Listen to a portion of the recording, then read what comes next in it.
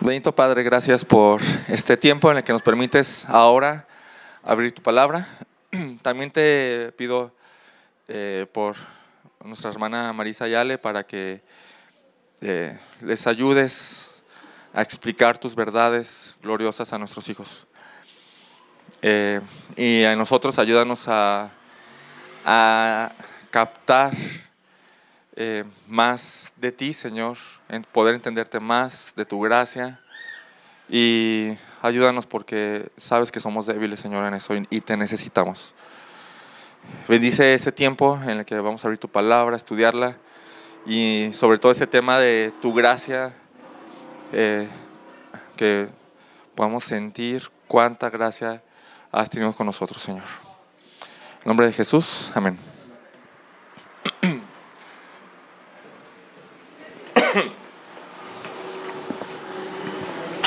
Bueno, a manera de introducción, quisiera recordar lo que estamos aprendiendo en esta serie de mensajes, de 5 mensajes, ¿no?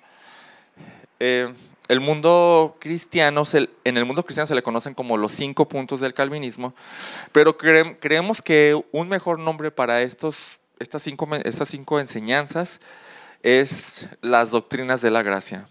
Por un lado, liberamos a Juan Calvino de todo este asunto, que él no lo hizo, fueron sus seguidores, pero también creo que este nombre de las doctrinas de la gracia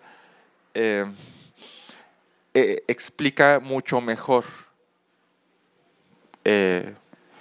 lo que aprendemos en estas 5 enseñanzas, que es cómo es que Dios obra por pura gracia en nuestra salvación, de principio a fin. Entonces, cuando nos referimos a la palabra doctrina, lo único que estamos diciendo es que estamos dando una enseñanza. La palabra doctrina es sinónimo de enseñanza, porque puede haber, he conocido cristianos también que dicen, no, a mí no me hables de doctrinas, a mí háblame de Cristo, ¿no?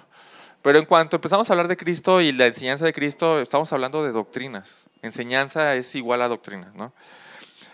Son sinónimos. Y entonces lo que estamos viendo específicamente en esta serie de mensajes es cómo es que la gracia de Dios actúa de principio a fin en nuestra salvación. Ahora, ¿a qué nos referimos con salvación? Les pregunto, ¿a qué nos referimos con salvación? Porque hemos estado hablando de la salvación y entre los cristianos es, ¿ya eres salvo? Es una palabra que solamente los cristianos usamos, ¿no? ¿A qué nos referimos con salvación? ¿A qué se refiere el cristiano cuando dice, esta es la salvación, ¿no? ¿O ya eres salvo? No. ¿Qué es salvación? ¿A qué nos referimos?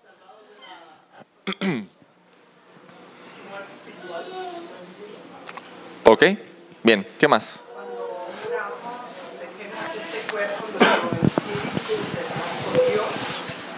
Para que en aquel día, cuando Cristo venga, vamos a resucitar para vivir. Ok, muy bien. ¿Qué más? ¿A qué más nos referimos con salvación? Que nos salva del infierno, ¿no? y de la ira de Dios. Ok, ¿qué más? Que nos salva de Dios. De Dios mismo, de la ira, ¿no? Ajá, ok. ¿Qué más?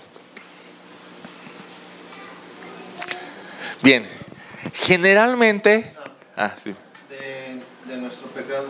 Ok, muy bien. Generalmente, cuando pensamos en salvación, pensamos en el futuro, ¿sí o no? Generalmente. Pensamos en que pues cuando llegue ese día, Dios nos va a salvar de su ira, de la condenación, de su juicio, ¿no? Pero la salvación implica más cosas. En primer lugar, como dice nuestro hermano Israel, la salvación implica que Dios nos salva del pecado. Por ejemplo, acompáñenme a Mateo 1:21. Mateo 1:21 dice, y les va a sonar conocido, y dará a luz un hijo y le pondrás por nombre Jesús. ¿Por qué?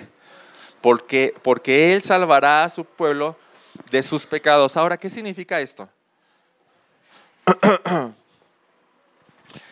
Necesitamos entender que la salvación de Dios no solamente es de la ira de Dios, también es del pecado. ¿Qué significa que nos salva de nuestros pecados? significa que nos salva o nos libera del poder del pecado que ejerce sobre nosotros. Y también nos libera de las consecuencias del pecado, como la condenación.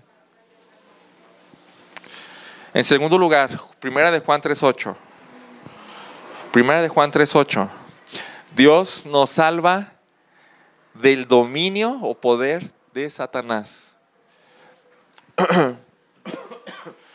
Primera de Juan 3:8 dice: el que practica el pecado es del diablo, porque el diablo ha pecado desde el principio. El Hijo de Dios se manifestó con este propósito, para destruir las obras del diablo. Y si Jesús destruye las obras del diablo, entonces quienes estamos en Cristo, quienes hemos sido salvados de su dominio y su poder, entonces ya no tenemos por qué practicar el pecado. No estamos bajo el dominio de Satanás ya. Ya Él no manda. Antes, Él mandaba y siempre hacíamos lo que Él mandaba. Como un amo tirano. Pero ahora ya no. En tercer lugar, sí, Dios nos ha salvado de la muerte eterna. 1 Corintios 15, por favor. 1 Corintios 15, versículo 20. 1 Corintios 15, versículo 20. Pero ahora Cristo ha resucitado de entre los muertos, primicias de los que durmieron, porque ya que la muerte entró por un hombre, también por un hombre vino la resurrección de los muertos. Porque así como en Adán todos mueren, también en Cristo todos serán vivificados. Y quiero que saltemos al versículo 54. Versículo 54 de 1 Corintios 15. Dice: pero cuando esto corruptible se haya vestido de incorrupción, y se refiere al cuerpo, y esto mortal se haya vestido de inmortalidad, entonces se cumplirá la palabra que está escrita. Y esta partita me encanta. Devorada ha sido la muerte. Devorada ha sido la muerte en victoria. Y en cuarto lugar, 1 Tesalonicenses 1:10. 1 Tesalonicenses 1:10. Dios, ya lo dijimos antes, Dios nos salva de la ira de Dios. Dice 1 Tesalonicenses 1:10: y esperar de los cielos a su Hijo, al cual resucitó de entre los muertos, es decir, a Jesús. ¿Qué dice? Quien nos libra de la ira venidera. Entonces Dios, la salvación de Dios no solamente es de la ira, ¿saben? Nos salva del poder y el dominio del pecado y de Satanás, o sea, somos libres. Nos salva de la muerte eterna y de su ira. Bien. Lo que queremos decir es que cuando decimos salvación, queremos decir que no solo es en el futuro. La salvación es pasada, cuando Cristo murió. La salvación es presente, porque ¿qué cristiano no sigue pecando? ¿Puede levantar su mano? Entonces Cristo actualmente, no sé si tienen esto en la cabeza, pero actualmente Cristo está haciendo algo. ¿Qué está haciendo Cristo ahorita?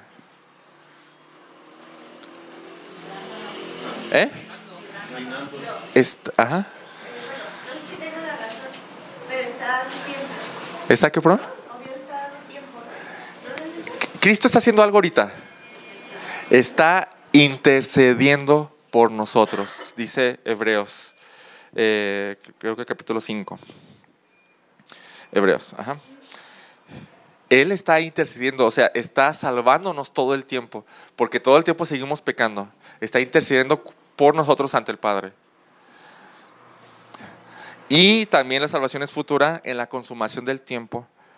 La salvación se aplicará de manera completa y total. Se nos va a cambiar este cuerpo, nos va a quitar este cuerpo, nos va a dar uno nuevo, donde ya no haya pecado y todo estará completado. Eso es salvación. Entonces, estas 5 doctrinas lo que nos están enseñando es que de ninguna manera esta salvación proviene en ningún punto, en ningún grado de nosotros. ¿Ok? Vuelvo a repetirlo. Lo que estas 5 doctrinas nos están enseñando es que de ninguna manera esta salvación proviene en ningún punto, en ningún grado de nosotros, sino completa y totalmente de Dios. Escúchenme bien, hermanos. La salvación, todo lo que tiene que ver con la salvación es en su totalidad por la gracia de Dios. Por eso se llaman las doctrinas de la gracia, porque es la gracia de Dios. Ahora, ¿qué dijimos que era gracia? Un favor inmerecido, ¿no? Pero agregamos unas cosas como que es Dios dándonos maravillosos beneficios sin merecerlo y sin ninguna oportunidad de regresárselo. ¿Sí me explico? No hay nada. Porque no tenemos nada de nosotros que pueda pagarlo, ni regresárselo.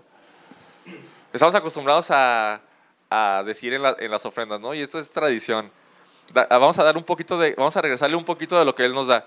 Dices, no, hombre, o sea, todo es suyo. Todo es suyo, ¿no? Y entonces entramos a esta definición de las doctrinas de la gracia.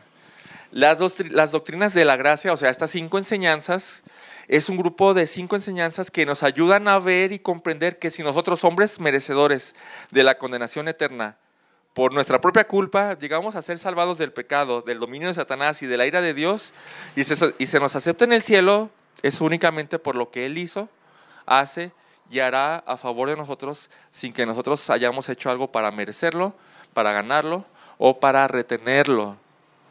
Incluso para retenerlo. Lo vuelvo a leer. Las doctrinas de la gracia es un grupo de 5 enseñanzas o doctrinas que nos ayudan a ver y comprender que si nosotros hombres merecedores de la condenación eterna por nuestra propia culpa, llegamos a ser salvados del pecado, del dominio de Satanás y de la ira de Dios, y se nos acepta en el cielo, es únicamente por lo que Él hizo, hace y hará a favor de nosotros, sin que nosotros hayamos hecho algo para merecerlo, para ganarlo o para retenerlo. Eso es lo que enseñan estas doctrinas. Y les voy a decir algo. Piensen en cualquier religión y en cualquier sistema de creencia. Cualquiera. Existen demasiados. El cristianismo es el único sistema de creencia que cree en esto. Todos los demás es que tú tienes que hacer algo para ganártelo. Ponle cualquier nombre,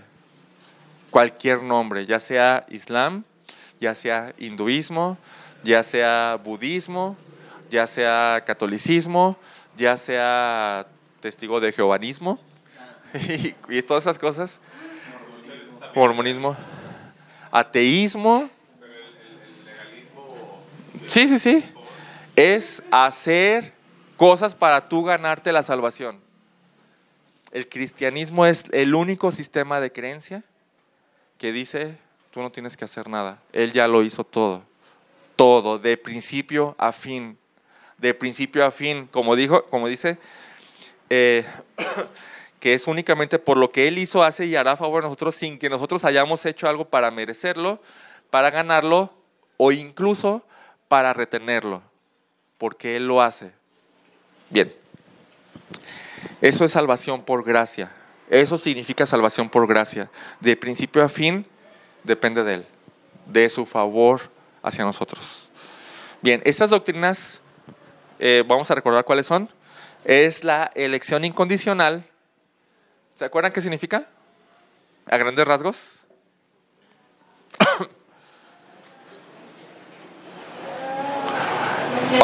Vamos a iniciar de nuevo todas, ¿eh? ¿Sí? Que Dios nos elige sin que nosotros hacer nada. Ajá. ¿Y desde cuándo nos eligió? Desde antes que existiéramos. Wow, eso excede lo que puedo pensar, ¿no? Desde antes de la fundación del mundo, Dios elige a un grupo de personas para llevarlas a la gloria. ¿Ok? Y ahí está Romanos 8, ¿no? A los que predestinó, a estos también llamó, a los que llamó, a estos también justificó, a los que justificó, a estos también glorificó, ¿no? Entonces ese grupo de personas van a llegar a la gloria, sí o sí, sí o sí. ¿Y con qué condición los eligió? Sin condición que ellos tuvieran que cumplir, no porque eran güeros, no porque ellos eran más inteligentes, no porque ellos eran de una determinada nación, no había condición. La razón por la que eligió a este grupo de personas es por su propia santa, pura voluntad. Solo por eso. Después entramos a la expiación limitada. ¿Qué es la expiación limitada? ¿Qué quiere decir expiación limitada? Que su obra redentora es exclusivamente para los que él eligió. Ok, muy bien. Básicamente, en este plan de escoger a este grupo desde antes de la fundación del mundo, Dios también prepara, y eso está en Pedro, Dios también prepara desde antes de la fundación del mundo a un cordero para expiación. ¿A quién preparó? A Jesús. Lo preparó desde antes de la fundación del mundo, lo preparó. Antes de que incluso Adán pecara, Jesús ya estaba preparado. ¿Para qué? Para que este grupo escogido pueda transferir eficazmente todos sus pecados hacia Él y que Él pague el precio de todos los pecados de su pueblo. Bien, después la semana pasada entramos a otra enseñanza que se llama depravación total o corrupción radical, como quieran llamarle. ¿De qué trata esta doctrina? Depravación total o corrupción radical. El hombre es pecador de Dios. O sea, ¿Ok? gracias al pecado no hay nadie santo o bueno, no hay nadie que sea justo ante los ojos de Dios, no hay nadie que sea bueno ante los ojos de Dios. Ajá, ok. Todos tenemos maldad, perversión. Sí, ok. A ver, Pati. Que el hombre está imposibilitado para obrar conforme a Dios. Sí, alguien le ha llamado incapacidad total o inhabilidad total. Anabel. Lo que dijiste, no entiendo, ¿verdad? Es como una herencia de sobreherencia de los papás. Sí, totalmente sí. En lo tradicional no, porque mi mamá dice que era, mi abuelita dice que era, mas no van. Pero va más allá. Más bien, Adán y Eva pecaron, ya estaban inmersos en el pecado y tuvieron hijos. Y entonces, generación tras generación tras generación están manchados de pecado. Nadie se libra de eso. Daniel, ¿también quieres comentar algo? Ah, okay, excelente, muy bien. Cuando Adán cometió pecado, todo en él, hasta su núcleo, o sea, su corazón, fue gravemente corrompido. A tal grado de que todo lo que piensa, todo lo que siente y todo lo que desea está manchado de pecado. Todo, todo, todo. Y quiero que se imaginen, ustedes conocen a personas buenas, ¿verdad que sí? Y piensen en esas personas ahora. A ver, piensen en una. En alguien que ustedes digan, no, es que es ejemplar, aunque no sea cristiano. Ay, esta persona es ejemplar. ¿Sí? ¿Sí? Pero a ver, piensen en una persona así. Ustedes conocen a alguien así, ejemplar. Esa persona, en su interior, en su núcleo, en su corazón, está corrompida gravemente por el pecado. Gravemente. Y entonces todo lo que piensa, todo lo que siente, todo lo que sea, está manchado del pecado. No quiere decir que sean lo peor que puedan ser como Hitler, ¿sí? Quiere decir que ni uno solo llega al estándar que Dios quiere. Ni uno solo. Y entonces, como dice Anabel, esa herencia fue transmitida de generación en generación. Entonces, todo el mundo realmente está inmerso en eso. Entonces, la corrupción es tal que él no puede de ninguna manera por su propia voluntad, acercarse a Dios para que esto salve. Esa persona no quiere, resiste y rechaza a Dios todo el tiempo. Efesios dice que es un estado de muerte espiritual en el cual no hay ninguna respuesta de Dios ante él, hacia Dios, de él hacia Dios. Entonces los que quedan, las dos doctrinas que quedan, las dos enseñanzas son gracia irresistible y perseverancia de los santos. Hoy vamos a ver gracia irresistible. Y la siguiente semana, perseverancia de los santos. Así que para comenzar con este mensaje, quiero preguntarles esto. ¿Cómo es que alguien llega a la salvación? Tomando en cuenta el mensaje de la semana pasada, de la corrupción radical o la depravación total. ¿Cómo es que alguien llega a la salvación? Quiero que vayamos a dos pasajes. Génesis 6:5. Génesis 6:5.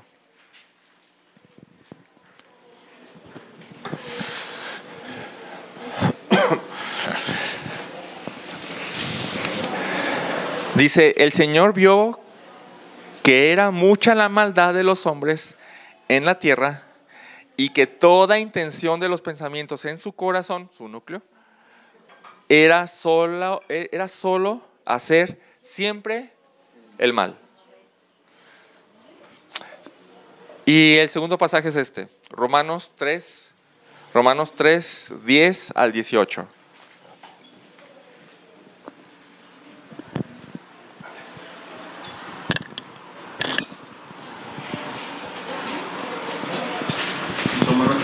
Romanos 3, 10. Como está escrito, no hay justo. ¿Qué significa justo? No habla de justicia, así como la conocemos. Habla de rectitud, ¿ok? No hay justo. ¿Qué dice? ¿Qué dice? Ni aún uno. ¿Qué significa ni aún uno? Nadie. Ni siquiera uno. Ni siquiera uno. Gracias. No hay quien entienda. ¿Qué significa no hay quien? Nadie. Nadie. No hay quien busque a Dios. ¿Qué significa no hay quien? Todos se desviaron, a unas se hicieron inútiles. ¿Qué significa todos? Sin que falte uno. No hay quien haga lo bueno. ¿Qué significa no hay quien? Nadie. Ni siquiera uno. El primer pasaje de Génesis es, si se fijaron, es la opinión de Dios. Es lo que Dios ve en el hombre. Porque dice el Señor vio, ¿verdad? Él ve hasta lo profundo de nuestros corazones. Así lo más profundo de nuestros pensamientos, de nuestros corazones. Él conoce a la perfección al hombre. Entonces, ¿qué es lo que Dios ve en el hombre? Que todo, hasta la médula, hasta su núcleo, su corazón, está en un estado de corrupción total. Ese es el testimonio de Dios. Y el segundo pasaje de Romanos 10 es un testimonio de lo universal.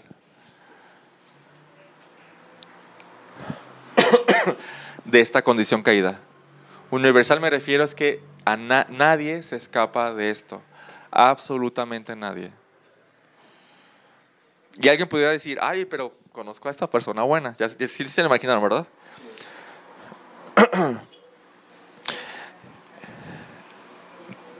Pero ante Dios el juez, el que ve los corazones y el que conoce los pensamientos más íntimos y profundos y ocultos, la mejor persona que pudieras nombrar sería de todos modos demasiado pecador a los ojos de Dios. Demasiado.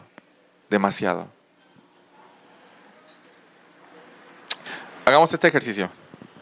¿Cuántos pecados ha cometido el peor pecador del mundo?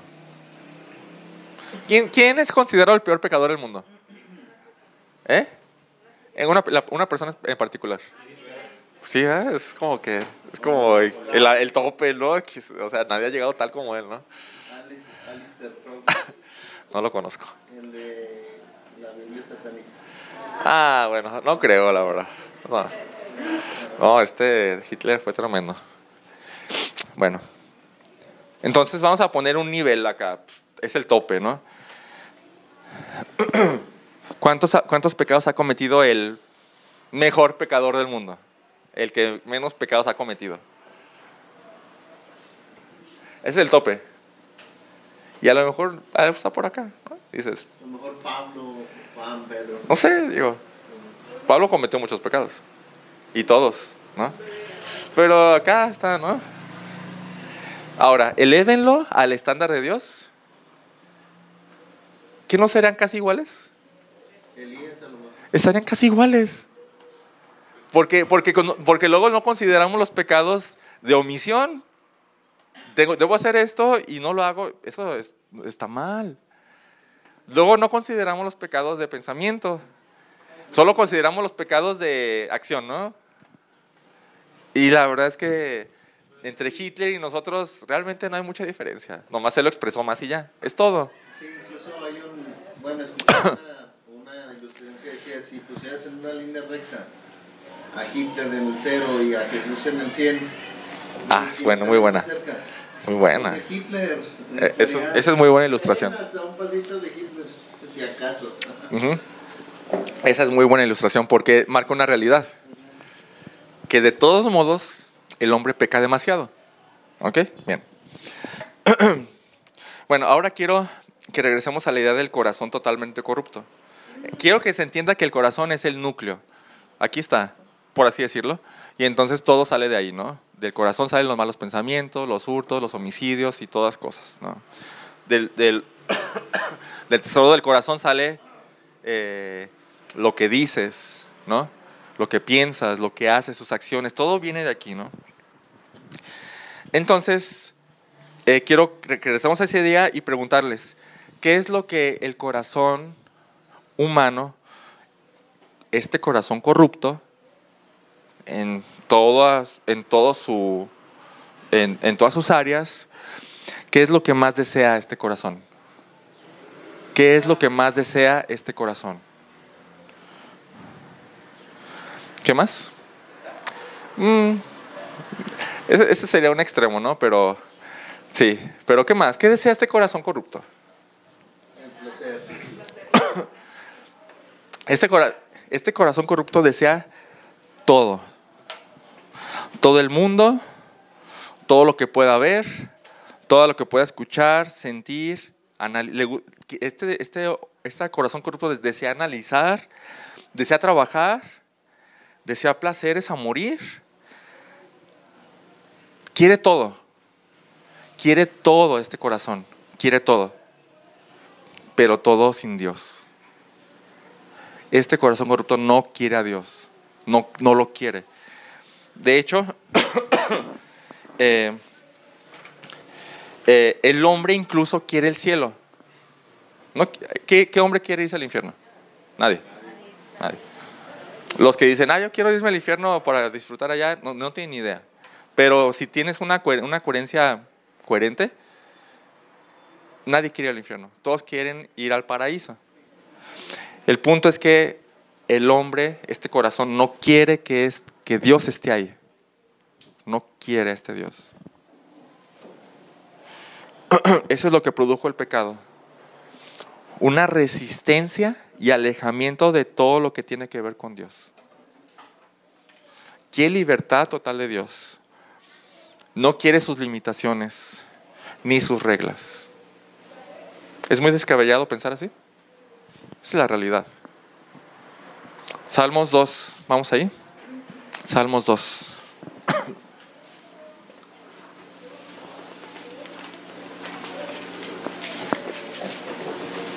Salmos 2, vamos a leer versículo 1 al 3. Dice, ¿por qué se sublevan las naciones y los pueblos traman cosas vanas? Se levantan los reyes de la tierra y los gobernantes traman unidos contra el Señor y contra su ungido, o sea, su Cristo, diciendo, rompamos sus cadenas y echemos en nosotros sus cuerdas. ¿Sabes qué quiere decir esto? quieren independencia. No quieren a Dios como dueño, como creador y como gobernante. No lo quieren.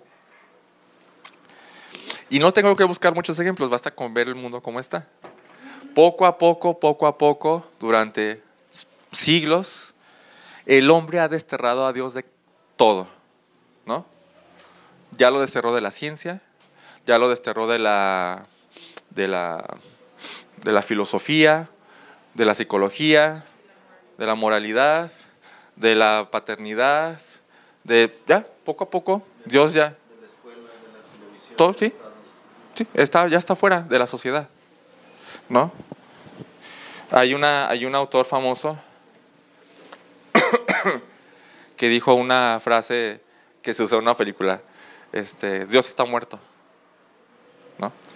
Lo que quiere decir es que el hombre ya no necesita a Dios, por así decirlo, en sus pensamientos absurdos, ¿no?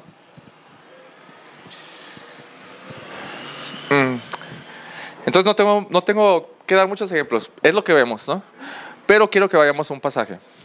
Vamos a Romanos, por favor, Romanos 1, versículo 18. ¿Cuál? ¿Perdón? Romanos 1, versículo 18.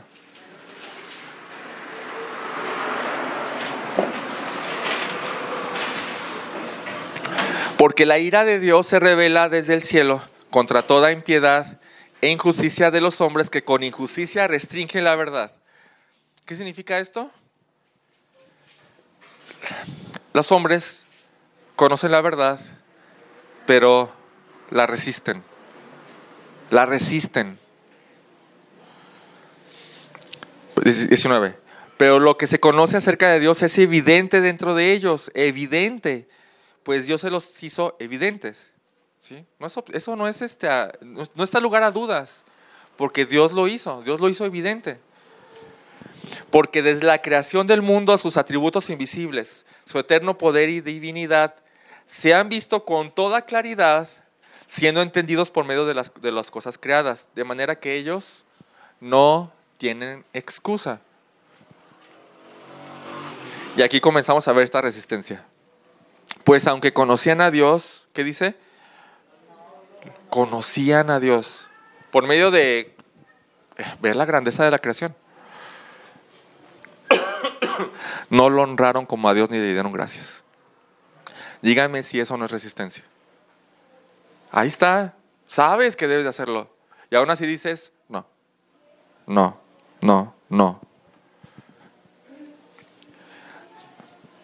Sino que se hicieron vanos en sus razonamientos, lo cual significa perdieron la razón, y su necio corazón fue entenebrecido. Profesando ser sabios, se volvieron necios, se volvieron tontos. ¿Y qué hicieron? 23. Más resistencia. Cambiaron la gloria del Dios incorruptible por una imagen en forma de hombre corruptible, de aves, de cuadrúpedos y de reptiles, por lo cual, lo natural es que Dios los entregó a las impurezas en las lujurias de sus corazones, de modo que deshonraron entre sí sus propios cuerpos.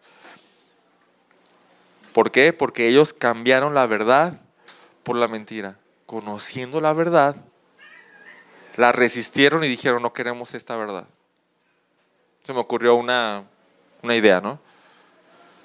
En la antigüedad, todo giraba alrededor de Dios, ¿no? En los países reformados sobre todo.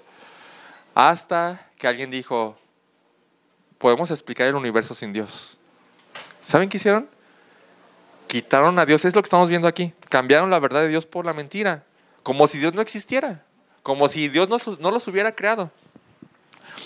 Y adoraron y sirvieron a la criatura en lugar del Creador, que es bendito por los siglos. Amén.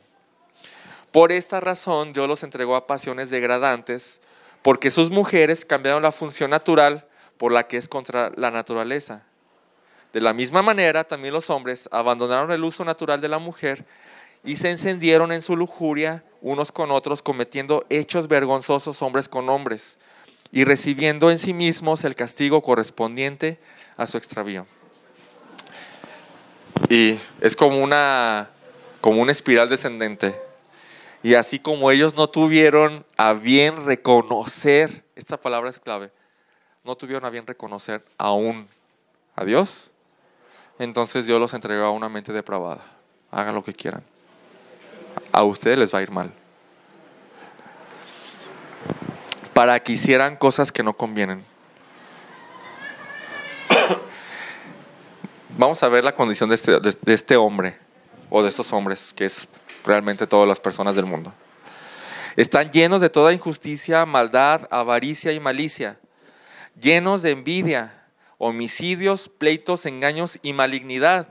Son chismosos, son detractores y son aborrecedores de Dios, insolentes, son soberbios, jactanciosos, inventores de lo malo. Por si no hay un mal todavía que no existe, ahí. Siempre están inventando qué mal hacer, cómo ir más allá, cómo ir más arriba en el pecado. Desobedientes a los padres, sin entendimiento, indignos de confianza, sin amor, despiadados. Y observen esto que sigue, observen bien esto. Ellos, aunque conocen el decreto de Dios, ellos conocen que eso que están haciendo está mal. Ellos saben que Dios condena ese tipo de cosas. Dice, ellos conocen este decreto de Dios, que los que practican tales cosas son dignos de muerte. Ellos conocen eso. Pero no solo las hacen, sino que también dan su aprobación a los que la practican. ¿Pueden ver toda esa resistencia? Ahí está, Dios se los hizo evidente.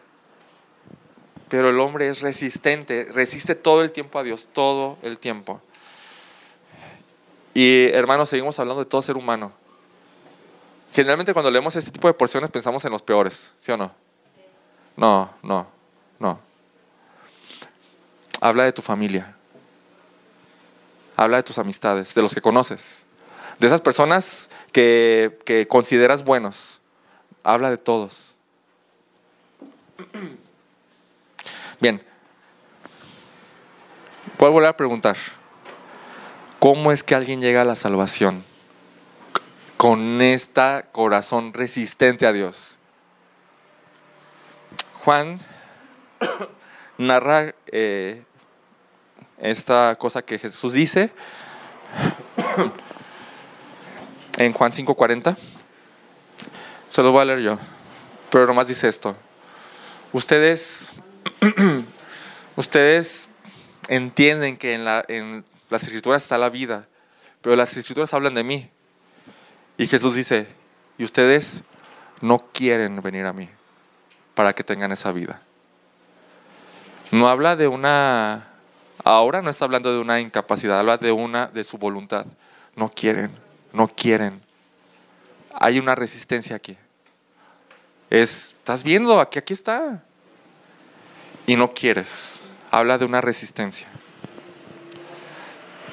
Otra forma de preguntar lo mismo es, si el hombre resiste a Dios con todas sus fuerzas y no quiere ir a Él, ¿cómo es que el hombre recurre a Dios? ¿Cómo llega a Él?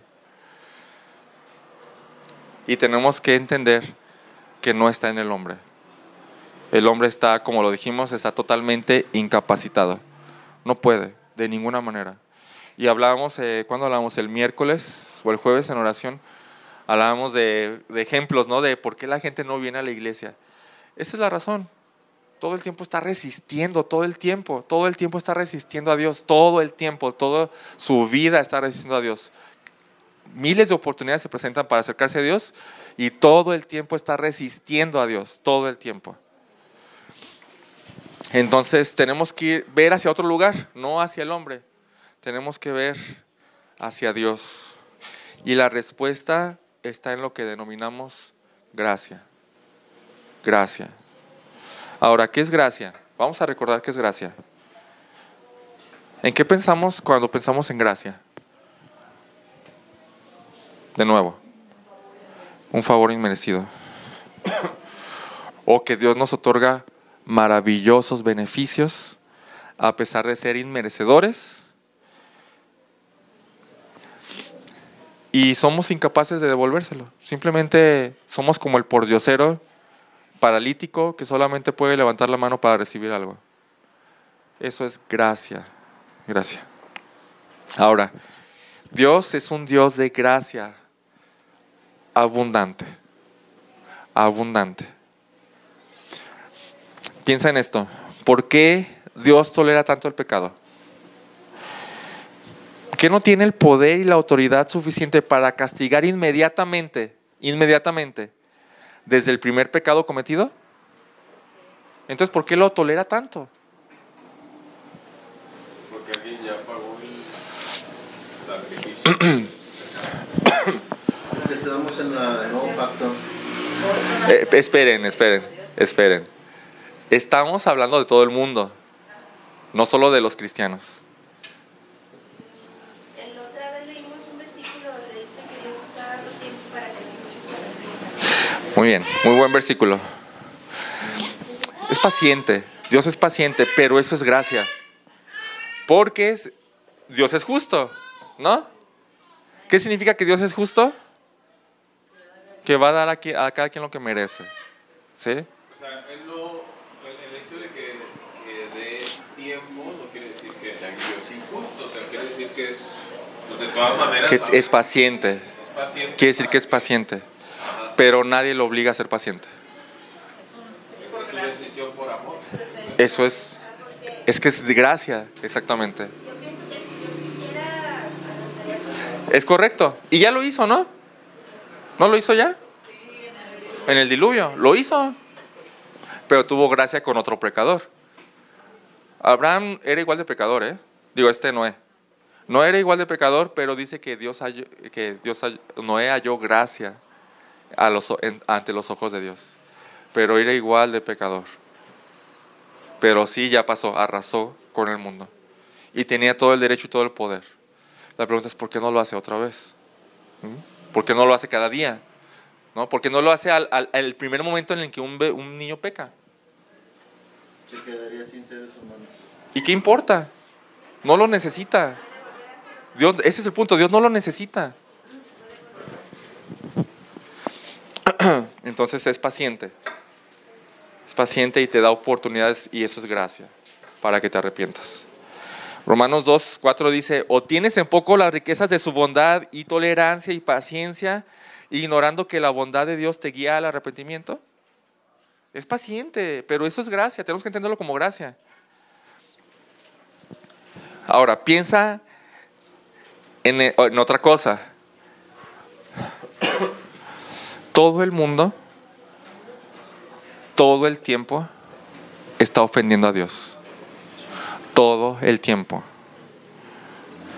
Piensa en el mandamiento más grande. ¿Se acuerdan cuál es el mandamiento más grande?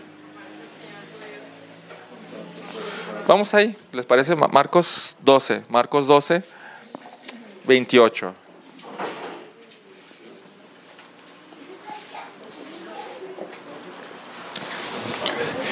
Marcos 12, 28. Cuando uno de los escribas se acercó, los oyó discutir, y reconociendo que Jesús les había contestado bien, le preguntó: ¿cuál es el mandamiento más grande o el más importante de todos? Jesús respondió: el mandamiento más importante es: escucha, Israel, el Señor nuestro Dios, el Señor uno es. Amarás al Señor tu Dios con todo tu corazón y con toda tu alma y con toda tu mente y con todas tus fuerzas. Bien, amar a Dios así sería cumplir ese gran mandamiento. No amar a Dios así, de hecho, sería ofenderlo doblemente. Una, porque no lo amas así y Él es digno de ese amor. Y otra, porque estás violando ese mandamiento.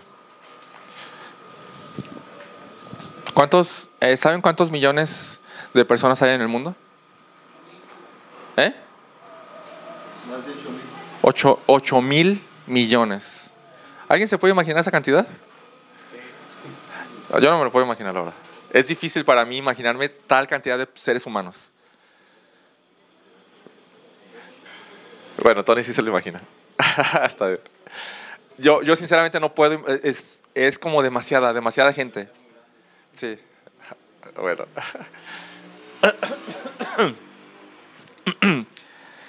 ¿Sabes qué quiere decir eso?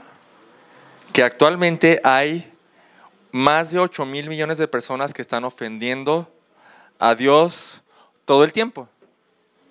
Todo el tiempo. La pregunta es, ¿por qué Dios no hace nada? Esa es la verdadera pregunta. ¿Por qué Dios no hace nada? No solo eso, sino que hace salir el sol y hace llover para justos e injustos. Eso es gracia. Eso es gracia. Solamente está dándoles tiempo para que se arrepientan. Todo el tiempo. Es paciente, pero su paciencia es gracia. Esas oportunidades para que se arrepientan es gracia. Pero, sin embargo, aquí tenemos que diferenciar entre dos tipos de gracia. Una gracia que se denomina gracia común, que es porque simplemente Dios da gracia. Y esta gracia la da a todo tipo de gentes resistentes, que todo el tiempo están resistiendo a Dios. Aunque la gente no venga a Él de todos modos hace llover y les da trabajo, les da felicidad, les da familias, les da placeres agradables. Y de todos modos ellos no vienen. Pero eso se llama gracia común. Se llama común porque es hacia todos. Sin embargo, Dios tiene otro tipo de gracia que tenemos que hacer esta distinción. Es una gracia especial, no gracia común, gracia especial para un grupo de personas. Para un grupo de personas elegidas desde antes de la fundación del mundo. Tienen la misma condición caída que todos los demás, la misma.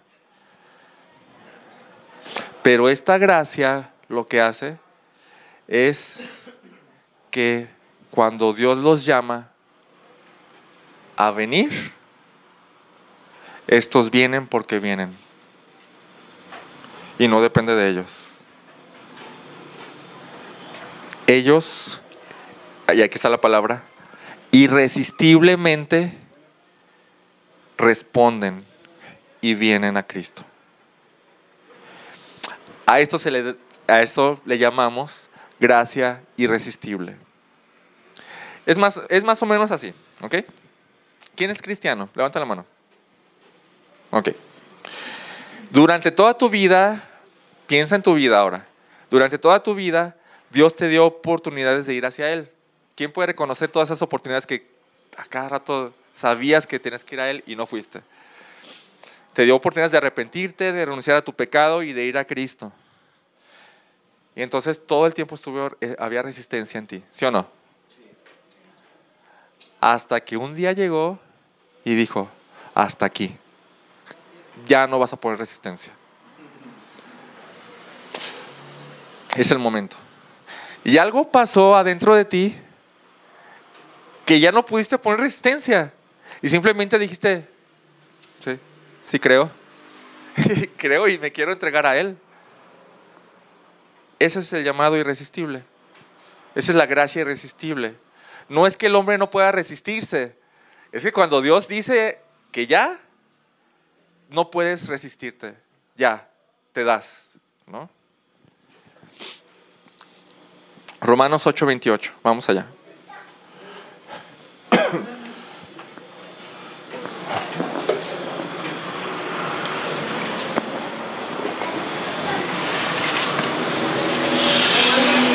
Romanos 8:28. Y sabemos que para los que aman a Dios, todas las cosas cooperan para bien. Esto es, para los que son llamados conforme a su propósito. Esta palabra es clave para entender esto. Para los que son llamados conforme a su propósito.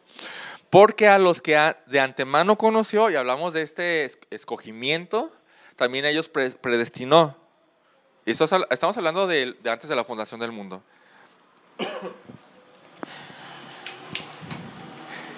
¿Para qué los predestinó? Para ser hechos conforme a la imagen de su Hijo, para que Él sea el primogénito entre muchos hermanos. Y después sigue diciendo, a los que predestinó, a estos también llamó. Ese es el paso en el que cuando llegamos a Cristo, ese es el paso. Estábamos predestinados de alguna manera que no conocemos por qué, pero sí lo estábamos. Y entonces Él nos llamó de manera irresistible. Y entonces llegamos. ¿Cómo sabemos que sí llegamos? Porque aquí dice, y a los que llamó justificó. Es un hecho, es una realidad que no podemos cambiar porque está dentro de su voluntad inquebrantable. Y a los que llamó, a estos también justificó, y a los que justificó, a estos también glorificó. Entonces la resistencia del ser humano, toda esa resistencia de la que hablamos al principio, es vencida totalmente, y tenemos que decirlo eficazmente, por esta gracia que no se puede resistir. Y no importa quién eras, ¿verdad? No importa quién eras, no importa. No importa lo demasiado pecador que eras, ¿verdad que no? No importa cuánta resistencia o cuántas oportunidades habías tenido de arrepentirte y te resististe, no importa. Cuando decides salvarte, no hay quien se interponga entre Él y tú. No hay. Simplemente vienes porque vienes. ¿Quién puede contra Dios? Nadie. Ahora, no quiero que se piense así como que, es que yo no quería venir y vine. No. El punto aquí es que Dios hace algo adentro de nosotros para que nosotros queramos ir totalmente voluntariamente. Vamos a ver algunos ejemplos ya para terminar. Vamos a Mateo 27, por favor. Mateo 27, 38.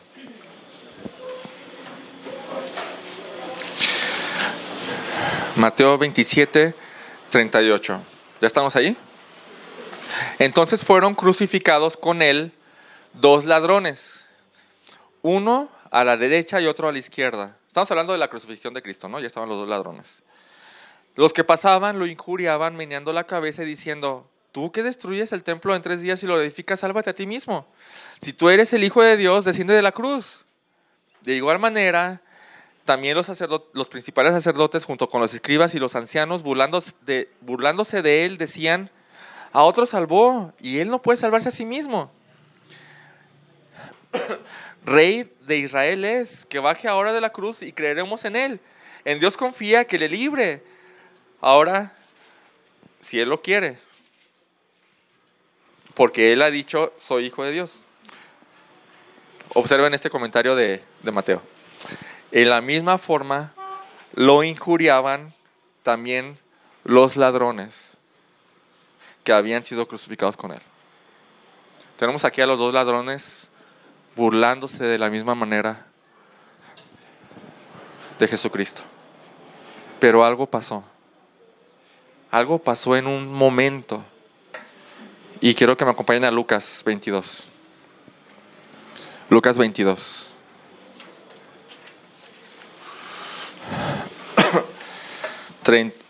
Lucas 23, 32. Lucas 23, 32.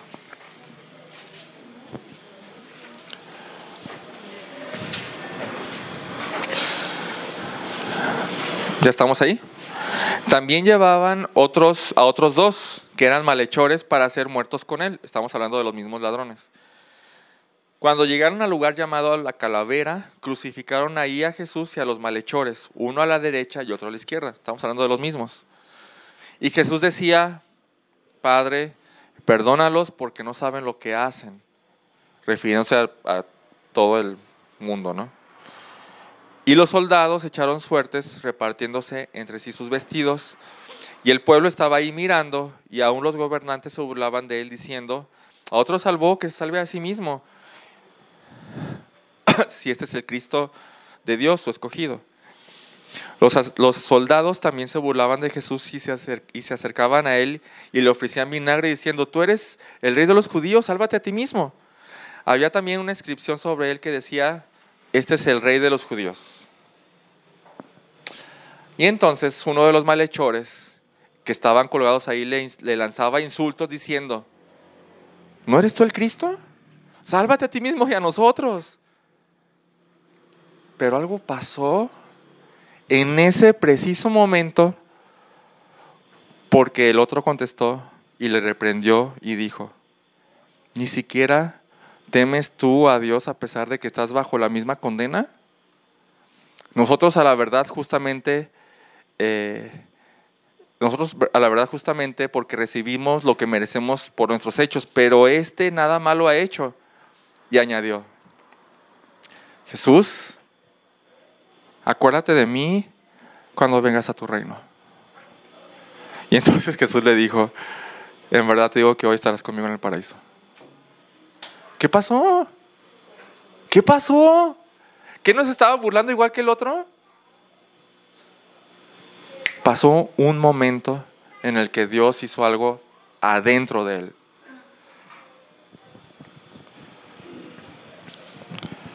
De un momento a otro, ¿cuánto pudo haber pasado? ¿15 minutos, media hora? De un momento a otro, Dios lo llamó y su resistencia fue vencida. Su corazón fue revivido, sus ojos fueron abiertos y pudo ver en la cruz de al lado a Jesús como el Rey glorioso. Y le dijo: yo quiero estar contigo. Hechos 9:1. Un segundo ejemplo. Hechos 9:1 al 8. Hechos 9:1. Saulo, respirando todavía amenazas y muerte contra los discípulos del Señor, fue al sumo sacerdote y le pidió cartas para la sinagoga de Damasco, para que si encontraba algunos que pertenecían al camino, o sea, que se decían cristianos, tanto hombres como mujeres, los pudiera llevar atados a Jerusalén.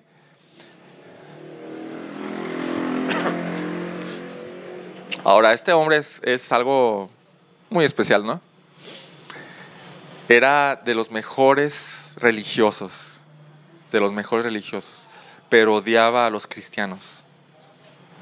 Para él parecían herejes, apóstatas, simplemente ellos no debían existir.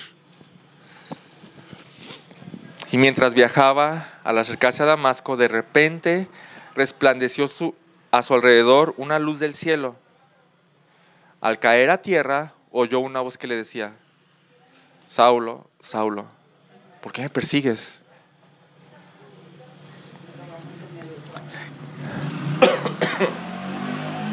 ¿Quién eres, Señor?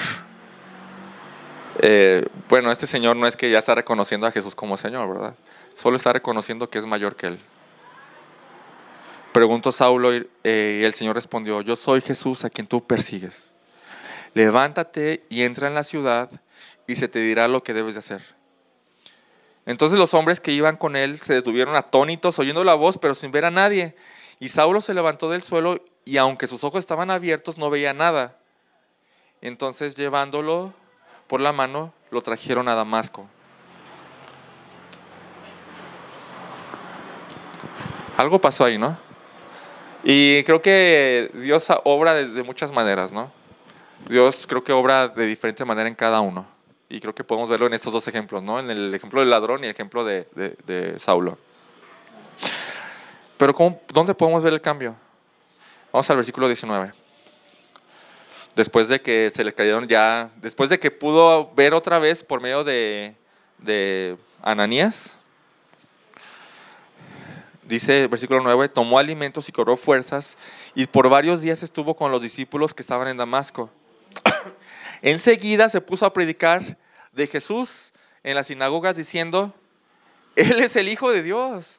Y todos los que lo escuchaban estaban asombrados y decían: ¿no es este el que en Jerusalén destruía a los que invocaban este nombre, o sea, el nombre de Cristo?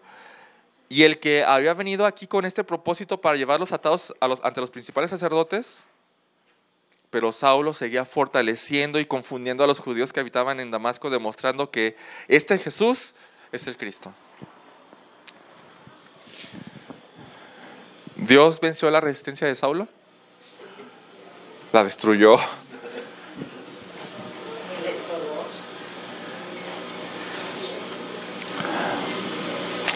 Ahora, esta es tu historia y esta es mi historia. Vamos a Juan 6, 35 y 36.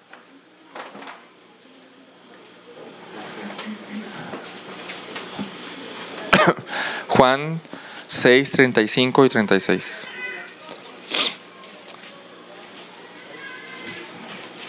Jesús le dijo: yo soy el pan de vida. El que viene a mí no tendrá hambre. El que cree en mí nunca tendrá sed. Pero ya les dije que aunque me han visto, no creen. Esa es la resistencia natural del hombre. 37. Podríamos poner un pero, ¿no? Pero todo el que el Padre me da, vendrá a mí. Pero todo el que el Padre me da, vendrá a mí. ¿No vemos ahí la gracia irresistible de Dios? Dios lo va a vencer. Aunque ellos no quieren venir porque no creen, dice que todo el que el Padre le da a Jesús, vendrá a Jesús. Ponemos la palabra eficazmente. Va a pasar porque va a pasar. Versículo 44. Nadie puede venir a mí si no lo trae el Padre. Esas son palabras mayores, hermanos. Nadie puede venir a mí si el Padre no lo trae. Y tenemos que aclarar esto. Parecería que el Padre pone un obstáculo para que nadie tenga el permiso de venir. No, pero esa no es la idea. El punto es que por su propia resistencia y rebeldía y pecado, nadie tiene la capacidad de venir, a menos que lo traiga el Padre. Y aquí la palabra, interesantemente, es una palabra que significa arrastrar. El que no lo traiga el Padre arrastras porque no puede por sí mismo. Si el Padre no lo trae, no puede venir. Y dice, y yo, si viene, yo lo resucitaré en el día final. 65. También decía, por esto les he dicho que nadie puede venir a mí si no le es concedido por el Padre. Pero tenemos que decir, pero si el Padre lo concede, no hay manera en que no vengas. No hay manera, porque es una gracia que no puede resistir.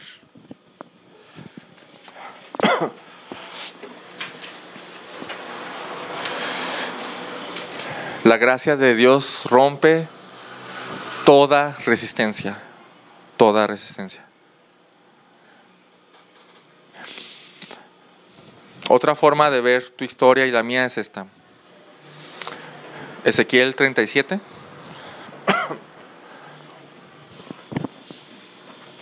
Ezequiel 37, versículo 1.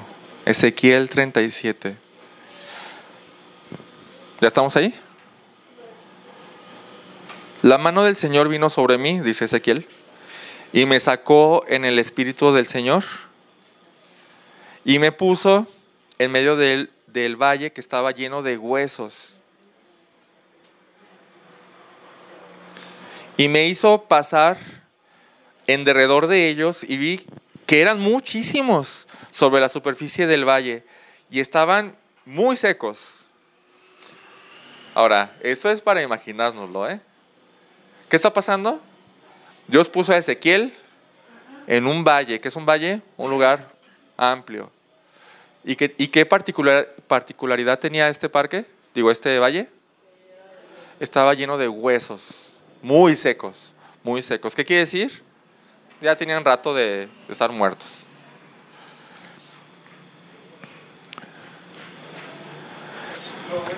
Y me preguntó, o sea, Dios le preguntó a Ezequiel, hijo de hombre, ¿vivirán estos huesos? Y yo respondí, Señor, tú lo sabes. Entonces me dijo, profetiza sobre estos huesos y diles, huesos secos, oigan la palabra del Señor. Así dice el Señor Dios a estos hombres, voy a hacer que en ustedes entre espíritu y vivirán. Y pondré tendones sobre ustedes y haré crecer carne sobre ustedes. Los cubriré de piel y les pondré espíritu en ustedes y vivirán. Y sabrán que yo soy el Señor. Entonces dice Ezequiel, profeticé pues como me habían mandado, y mientras yo profetizaba, hubo un ruido. ¿Ven lo gráfico que es esto? Y luego un estremecimiento, y los huesos se empezaron a juntar, cada hueso con su hueso. Y miré y que había tendones sobre ellos, y creció carne y piel los cubrió, pero no había espíritu en ellos. Entonces él me dijo, profetiza al espíritu, profetiza, hijo de hombre, y dile al espíritu, así dice el Señor, ven desde los cuatro vientos, oh espíritu, y sopla a estos muertos y vivirán. Y profeticé como él me había ordenado, y el espíritu entró en ellos y vivieron y se pusieron de pie un enorme e inmenso ejército. Hermanos, esta es tu historia y esta es la mía. Así estábamos de muertos. Pero hubo un día, hubo un momento en el que Dios hizo algo. Nos dio vida. Y la resistencia fue vencida de manera aplastante. Si eres cristiano, esta es tu historia. Si eres cristiano, Él nos salvó y fue pura gracia. ¿Dónde está la voluntad del hombre aquí? Fue pura gracia. Cambió en nosotros el corazón de piedra, puso en su lugar un corazón tierno y receptivo, y ahora podemos ver que Jesús es el Rey glorioso y que es mi dueño. Y voy a ir voluntariamente, sin resistencia, y quiero vivir para Él.